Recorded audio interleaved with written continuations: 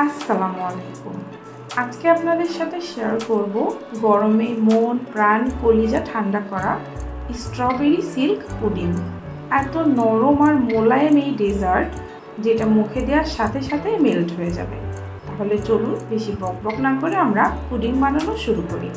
Pudding বানানোর শুরুতেই আমরা স্ট্রবেরি জ্যাম বানিয়ে নেব। এজন্য পাকা স্ট্রবেরির মধ্যে সামান্য চিনি দিয়ে চুলায় বসিয়ে জাল করে সবার শেষে সামান্য লেবুর রস দিয়ে নামিয়ে রেখে দেব।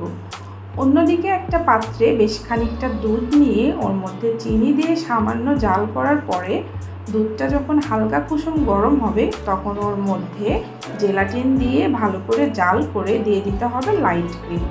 এবার কিছুক্ষণ জাল করে একটা সার্ভিং কাপে ঢেলে রেখে দিতে হবে কয়েক ঘন্টার জন্য, যতক্ষণ না পুডিং সেট হয়। পুডিং সেট হওয়ার পরে প্রথমে এর উপরে দিয়ে দিতে হবে স্ট্রবেরি জ্যাম এবং গার্নিশ করার জন্য দিয়ে দিতে হবে ফ্রেশ স্ট্রবেরি। তাহলেই কিন্তু তৈরি হয়ে যাবে মজাদার এই গরমে কলিজা ঠান্ডা করা স্ট্রবেরি সিল্ক পুডিং। রেসিপি ভালো লাগলে অবশ্যই লাইক কমেন্ট শেয়ার, আমার চ্যানেলকে সাবস্ক্রাইব আর পেজটাকে ফলো করতে ভুলবেন না।